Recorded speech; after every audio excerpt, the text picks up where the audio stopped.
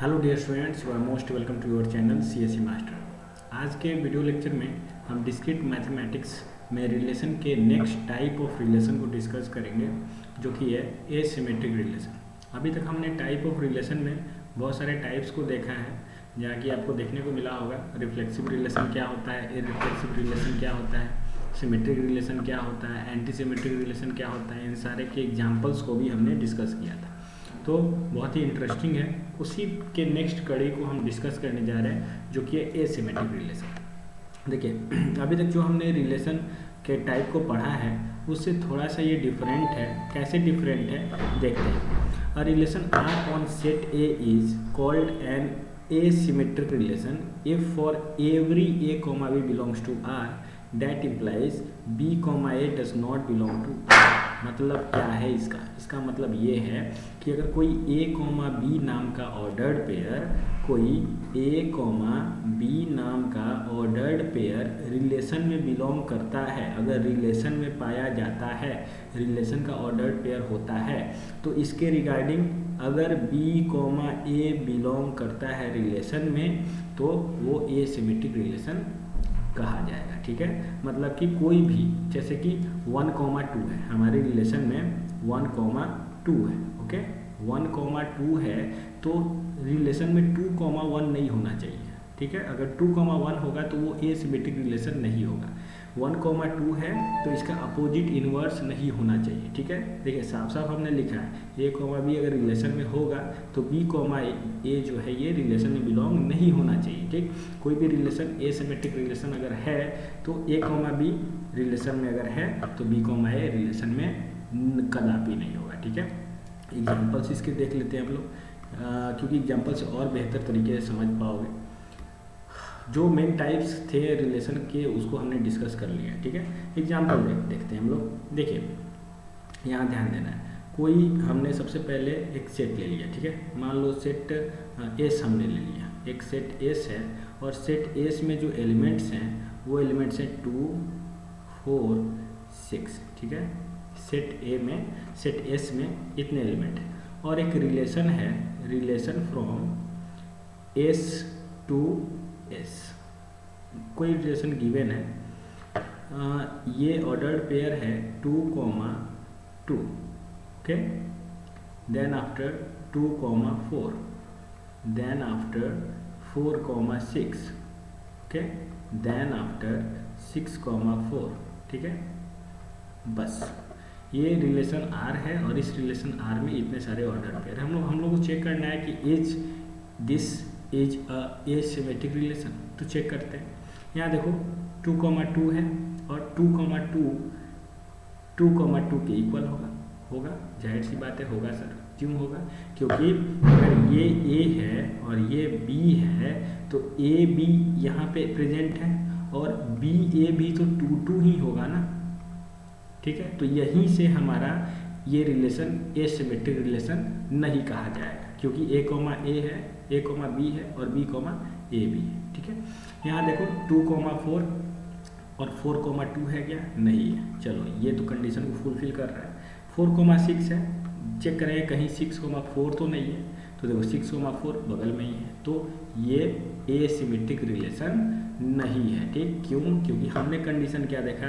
हमने कंडीशन देखा कि अगर ए कॉमा बी रिलेशन में बिलोंग करता है तो बी कॉमा ए रिलेशन में बिलोंग कदापि नहीं करना चाहिए। अगर करेगा तो क्या होगा बाबू? करेगा तो रिलेशन एसिमेट्रिक नहीं कहा जाएगा। ओके, तो एसिमेट्रिक रिलेशन कुछ इस तरह का होता है। ओके, अब जो नेक्स्ट टाइप के रिलेशन है उसको हम लोग देखते हैं, that is a transitive relation. What is transitive relation? ये ट्रांजिटिव रिलेशन क्या होता है? तो बस कंडीशन हमें देखना है। हमने रिफ्लेक्सिव को देखा था, डायगोनल एलिमेंट की बात हुई थी। इररिफ्लेक्सिव को देखा था, डायगोनल एलिमेंट की बात नहीं हुई थी। सिमेट्रिक रिलेशन को देखा हमने, एंटी सिमेट्रिक को देखा। सारे के अपने अपने कंडीशन थे। अगर उस कंडीशन पे फुलफिल किया जा रहा है तो वो किसी पार्टिकुलर रिलेशन के टाइप के कैटेगरी में आ सकते हैं। ठीक, तो ट्रांजिटिव रिलेशन में क्या है?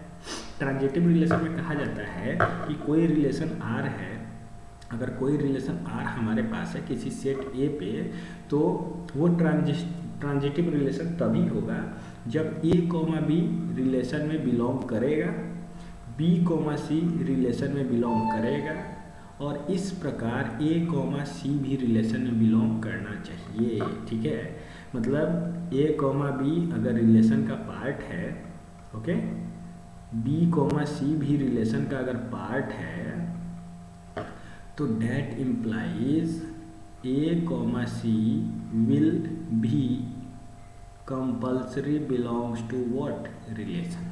ठीक है, जैसे एग्जांपल के लिए 1,2 मान लो हमारे रिलेशन में है, ठीक है, और 2,3 भी हमारे रिलेशन में है। ठीक है, तो इसलिए 1,3 भी रिलेशन में होना चाहिए। अगर 1,3 भी रिलेशन में है तो हम कहेंगे this relation is a transitive relation. Okay, example देखते हैं, इसको भी और अच्छे से क्लियर होगा अगर हम लोग एग्जाम्पल्स को बेहतर तरीके से समझ लेते हैं। तो देखिए यहाँ एक हम सेट ले लेते हैं। ओके, हमने एक सेट ले लिया, सेट में कोई भी सेट हम ले लेते हैं, सेट ले लिया, set R. Okay, R set में कुछ एलिमेंट्स हैं 2, 1, 3, 3 एलिमेंट्स हैं आर सेट में, और आर हमने ले लिया तो यहाँ रिलेशन को भी आर से हम लोग जब मेंशन करेंगे तो प्रॉब्लम हो जाएगी। हम इसे आर नहीं लेते हैं, हम इसे कुछ और ले लेते हैं, हम इसे ले लेते हैं पी। ठीक है, रिलेशन पी। ओके, तो एक रिलेशन है from P to P. Okay, ये रिलेशन गिवन है 2,1, 1,2, 1,3, ओके, 2,3, ये एक रिलेशन है। तो कंडीशन चेक करेंगे, कंडीशन क्या है? अगर ए कॉमा बी रिलेशन में बिलोंग करता है, बी कॉमा सी रिलेशन में बिलोंग करता है, तो ए कॉमा सी भी जो है हमारे रिलेशन में क्या होना चाहिए? बिलोंग करना चाहिए। ओके, ए कॉमा सी भी हमारे रिलेशन में बिलोंग करना चाहिए। ये कंडीशन चेक करते हैं। 2,1 रिलेशन में है तो 1,2 रिलेशन में है, 1,2 भी रिलेशन में है। ओके, 2,1 रिलेशन में है, 1,2 रिलेशन में है, तो यहाँ पर 1,3 भी चेक करेंगे, 1,3 भी रिलेशन में है। ओके, तो यहाँ पर हम देखेंगे क्या 2,3 है।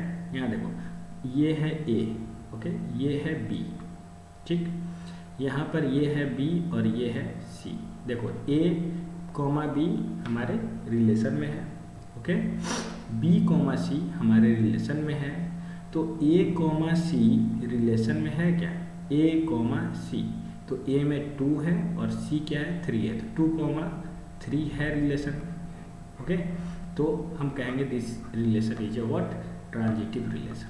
ठीक है, तो हम लोग आसानी से किसी भी गिवन रिलेशन के टाइप को पहचान सकते हैं by the help of what? By the help of condition given for the relation. मतलब जो भी रिलेशन के लिए कंडीशन गिवन है, दिया गया है, नहीं दिया गया है, तो आप पढ़े हो, आपको याद है, उस बिहाफ पे आप किसी भी टाइप के रिलेशन को आसानी से बता सकते हो कि for what type of relation is it. Okay, तो नेक्स्ट टाइप के रिलेशन को हम देखते हैं जो कि equivalence relation. What is equivalence relation? ये इक्विवेलेंस रिलेशन क्या है? तो देखो हमने रिफ्लेक्सिव रिलेशन पढ़ लिया है, इररिफ्लेक्सिव रिलेशन पढ़ लिया, हमने सिमेट्रिक को जान लिया, एंटी सिमेट्रिक जान लिया, एसिमेट्रिक जान लिया, ट्रांजिटिव रिलेशन जान लिया। मतलब लगभग जितने टाइप्स ऑफ रिलेशन है जो इम्पोर्टेंट है मेनली, उसको हमने समझ लिया है, जान लिया है, एग्जाम्पल्स को डिस्कस कर लिया है। अब इक्विवेलेंस रिलेशन को समझना बहुत आसान हो गया। ठीक है, अगर कोई रिलेशन रिफ्लेक्सिव है, सिमेट्रिक है और ट्रांजिटिव है, ठीक है, कोई रिलेशन रिफ्लेक्सिव भी है, सिमेट्रिक भी है, ट्रांजिटिव भी है, तो हम कहेंगे कि वो रिलेशन एक इक्विवेलेंस रिलेशन है। बहुत सारे एग्जामिनेशन में क्वेश्चन पूछे जाते हैं डायरेक्टली इक्विवेलेंस रिलेशन में। ठीक है, चाहे वो गेट का एग्जाम हो, नेट का एग्जाम हो, डिप्लोमा का एग्जाम हो, इंजीनियरिंग का एग्जाम हो, एक क्वेश्चन डिस्क्रीट मैथ से ये क्वेश्चन जरूर पूछे जाते हैं कि इक्विवेलेंस रिलेशन होता क्या है, या इस पे बेस्ड कुछ क्वेश्चंस रहेंगे, ऑब्जेक्टिव्स रहेंगे, लेकिन रहेंगे। ओके, तो ये बहुत इंपॉर्टेंट है। कंडीशन क्या है सर? कंडीशन ये है कि हमारा given relation given relation reflexive होना चाहिए, सिमेट्रिक होना चाहिए और ट्रांजिटिव होना चाहिए, तभी हम कह सकते हैं कि this relation is a equivalence relation. ठीक है, बहुत ही इजी है। और आपको चेक कैसे करना है, तो रिफ्लेक्सिव कंडीशन हमने बताया है, डायगोनल एलिमेंट सारे प्रेजेंट हैं, 1 1 2 2 3 3, अगर कोई सेट A, B, C है तो ठीक है, A, B, B, C होना चाहिए तो रिफ्लेक्सिव है। ओके, सिमेट्री के लिए हमने बताया A, B है तो B, A भी होना चाहिए। ट्रांजिटिव के लिए हमने बताया A, B है, B, C है तो A, C भी रिलेशन में होना चाहिए। ठीक है, तो इसको हम लोग इक्विवेलेंस रिलेशन की तरह ट्रीट करते हैं। Then come to the next type of relation, that is identity relation. What is identity relation? Identity relation का मतलब क्या है? तो देखो, इसके नाम में ही इसका डिफिनीशन छिपा हुआ है। आइडेंटिटी रिलेशन में every element of a set is related to itself only, मतलब कि जो सेट में प्रत्येक एलिमेंट जो है, सारे एलिमेंट जो हैं वो अपने आप से ही रिलेटेड होते हैं। वैसे रिलेशन को हम लोग आइडेंटिटी रिलेशन के नाम से जानते हैं। कोई मान लो सेट ए है, सेट ए में एलिमेंट है स्मॉल a, B, C। ठीक है, तो आइडेंटिटी रिलेशन क्या होगा? A, B, C, C।